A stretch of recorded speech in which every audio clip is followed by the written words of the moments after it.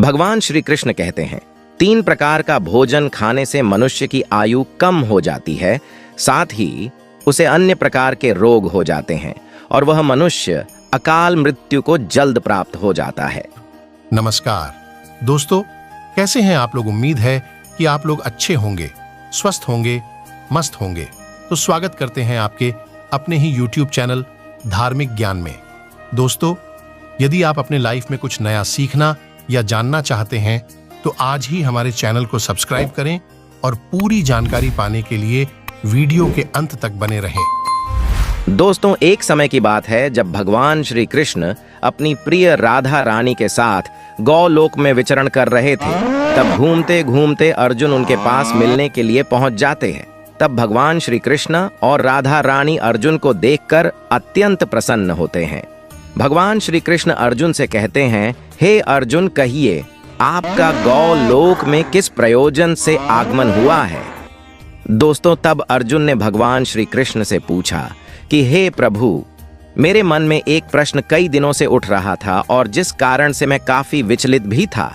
तब अर्जुन कहते हैं, हे प्रभु, आप अपने चरणों में मुझे मार्गदर्शन दीजिए और मुझे बताने का कृपा कीजिए कि किस प्रकार का भोजन करना मनुष्य को निषिद्ध माना गया है तथा वह कौन सा भोजन है जिसे करने से मनुष्य बीमारियों तथा रोगों से बाहर नहीं निकल पाता है तथा उसकी मृत्यु जल्द हो जाती है, तथा मनुष्य को भोजन करते समय कौन से नियमों का पालन करना चाहिए।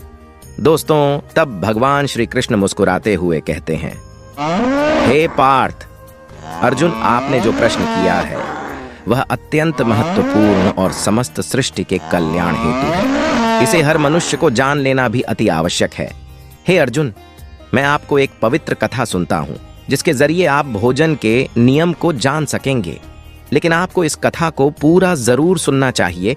तब अर्जुन भगवान श्री कृष्ण के चरणों में नतमस्तक होकर कहते हैं, हे प्रभु, मैं यह कथा पूरी अवश्य सुनूंगा और इसका पूरे संसार में प्रसारण भी करूंगा ताकि पूरे विश्व का कल्याण हो सके।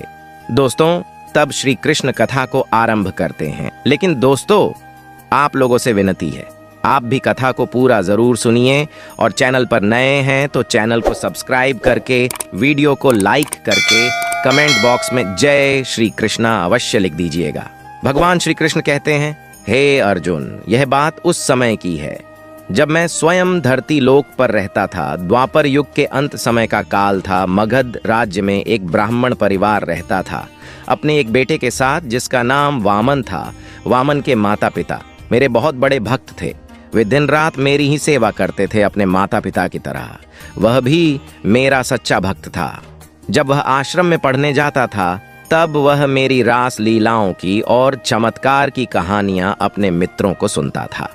इधर ब्राह्मण अपने ही राज्य के मुख्य मंदिर में पूजा करता था और ब्राह्मणी राजा के मंदिर के बगीचे की साफ सफाई करती थी।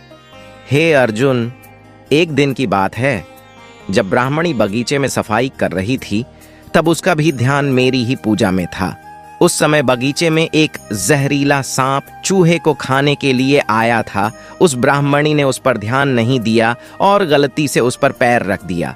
तभी सांप के काटने से उस ब्राह्मणी की उसी जगह पर ही मृत्यु हो गई। तो हे अर्जुन, होनी कोई नहीं टाल सकता है। उसने मरते समय भी मेरा ही नाम लिया, इसलिए उसे मेरे वैकुंठ धाम की प्राप्ति हुई। दोस्तों, श्री कृष्ण कहते हैं, अब कुछ दिन बीतने के बाद वामन बड़ा हुआ तो उसके पिता ने सोचा कि अब वामन की शादी कर दी जाए।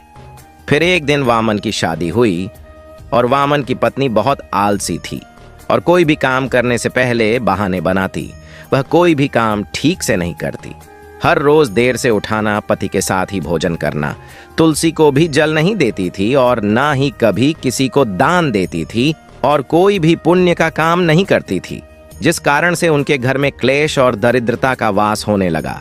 कुछ दिनों के बाद ब्राह्मण भी चल बसा, लेकिन वामन स्वभाव का अच्छा होने के कारण उसे जल्दी ही राजा के मंदिर में पुजारी का काम मिल गया। किंतु मरने बाद ब्राह्मण और ब्राह्मणी की आत्मा बहुत दुखी हुई और वे दोनों अपने बहू के कारण जो उनके घर का पतन हुआ है इस बात को लेकर बहुत चिंतित थे। उनकी इस चिंता को देखकर मैंने स्वयं वामन और उसकी पत्नी के घर जाने की ठान ली।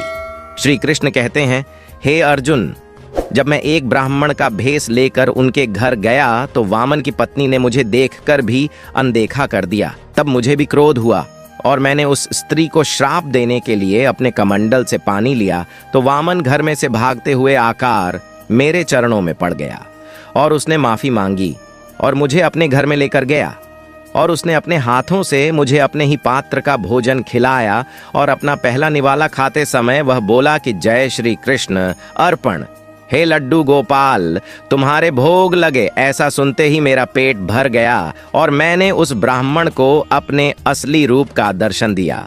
उस समय वामन और उसकी पत्नी ने मुझे प्रणाम करते हुए मेरी स्तुति करने लगे। वामन की पत्नी को अपनी गलती का एहसास हुआ और उसने भी मुझसे कहा, हे प्रभु मुझे क्षमा करें और कृपया मेरा मार्गदर्शन करें।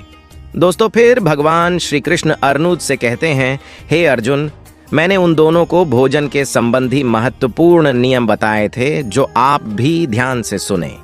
जो मनुष्य इन नियमों का पालन करता है उसका देह सदैव शुद्ध स्वच्छ विकारों से रहित तथा सद्गति प्राप्त करने वाला होता है। और किस प्रकार के भोजन से मनुष्य की प्रवृत्ति क्रोधी, क्रूर और राक्षसी बनती है तथा किस प्रकार का भोजन करने से मनुष्य सदाचारी, विनम्र और दूसरों के मन पर विजय प्राप्त करने वाला बन जाता है तथा धन की देवी माँ लक्ष्मी की प्राप्ति के लिए भी मनुष्य को उचित भोजन सामग्री का ही चुनाव करना चाहिए। मनुष्य चाहे गरीब हो या धनवान हो, वह चाहे राजमहल में रहता हो या वन में, उसे अपने देह की तृप्ति के लिए भोजन अवश्य ही करना चाहिए, परंतु इंद्रियों की लालसा में इतना भी उन्मत्त नहीं हो जाना चाहिए कि वह तामसिक एवं राजसिक आहार का सेवन करके क्रोधी, क्रूर तथा निष्ठुर बन जाए। तामसिक भोजन करने वाला मनुष्य अपनी मान मर्यादा, संस्कार एवं अपने शील को भी नष्ट कर लेता है और दुष्कर्म का मार्ग पकड़ लेता है। राजसिक भोजन करने वाला क्रोधी, आलसी तथा हिंसक बन जाता है, किंतु जो मनुष्य ईश्वर का नाम लेकर सात्विक भोजन का आहार लेता है वह देह से तो शुद्ध होता है, साथ ही उसका मन भी पवित्र और सुंदर हो जाता है। दोस्तों, भगवान श्री कृष्ण कहते हैं, गहद्री, मनुष्यों की प्रवृत्ति 3 प्रकार की होती है, सत्यागुणी, रजोगुणी तथा तमोगुणी। वह उसी अनुसार अपना भोजन चुनता है जो मनुष्य अपने इंद्रियों को वश में नहीं कर पाता। इसी कारण वह भोजन के स्वाद का आनंद भी लेता है। जो मनुष्य अपने इंद्रियों पर विजय पा लेता है उसके लिए भोजन का स्वाद मायने नहीं रखता। वह तो केवल अपने देह को ऊर्जा प्रदान करने के लिए ही भोजन ग्रहण करता है। परंतु जिस मनुष्य के इंद्रिय उसके वश में नहीं रहते वह स्वाद के लालच में तरह तरह के व्यंजनों को खाने की इच्छा रखता है। ऐसा मनुष्य स्वादिष्ट अन्न स्वयं ही ग्रहण करता है और दूसरों में नहीं बांटता। उससे बढ़कर क्रूर कौन होगा? भगवान श्री कृष्ण कहते हैं, हे अर्जुन, स्वस्थ शरीर, स्वस्थ जीवन के लिए स्वस्थ भोजन खाना जरूरी होता है। भोजन ग्रहण स्वच्छ रूप से एवं साफ सुथरे रूप में ही करना उचित होता है। सुचारू रूप से हाथ पैर मुंह धोकर भोजन ग्रहण करने से जीवन स्वस्थ रहता है। धर्म ग्रंथों में भी वर्णित है कि हर बार पैर मुंह हाथों को धोकर भोजन करने से आयु में वृद्धि होती है। हमेशा जमीन पर बैठकर ही भोजन करना चाहिए। भोजन करने की सही दिशा भी जीवन को सफल एवं सुखमय बनाती है। भोजन हमेशा उत्तर पूर्व दिशा की ओर मुख करके करना चाहिए, शुभ होता है। दक्षिण दिशा प्रेत दिशा मानी जाती है जो अशुभ संकेत देती है। पश्चिम दिशा भी अशुभ मानी जाती है जो रोगों को आमंत्रित करती है, शारीरिक अस्वस्थता का परिचायक होती है। इस दिशा में भोजन नहीं करना चाहिए। पूर्व दिशा शुभ दिशा होती है। जिस प्रकार सूर्य की उदित किरणें पूर्व दिशा को आलोकित करती हैं, उसी प्रकार पूर्व दिशा में भोजन करना आयु में वृद्धि कर जीवन में ज्योति आलोक प्रभावित करता है।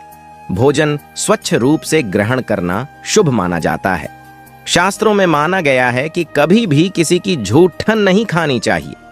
दोस्तों, भगवान श्री कृष्ण कहते हैं, कभी भी बिस्तर पर बैठकर या दहलीज पर बैठकर भोजन नहीं करना चाहिए। सूर्यास्त के समय, मध्याह्न या मध्य रात्रि के समय भोजन करना नहीं चाहिए, जिस कारण से शरीर में रोग उत्पन्न हो जाते हैं। कभी भी दूसरों से अन्न को छीन कर नहीं खाना चाहिए। जीवन में सुख आए और समस्याओं से छुटकारा मिले, इसके लिए शास्त्रों के नियमों का पालन करना शुभ होता है, जो जीवन को सुख, शांति, समृद्धि, सफलता से भर देता है। दोस्तों, वामन और उसकी पत्नी को भोजन के नियमों को बताकर श्री कृष्ण अंतर्ध्यान हो जाते हैं और दूसरी तरफ अर्जुन से कहते हैं, हे अर्जुन, क्या आपको अपने प्रश्नों के उत्तर मिल गया? तब अर्जुन कहते हैं, हे प्रभु, आपकी लीला अपरंपार है, आप धन्य हैं प्रभु, मुझे मेरे प्रश्नों के उत्तर मिल चुके हैं। दोस्तों, उम्मीद करते हैं जानकारी आपको पसंद आई होगी।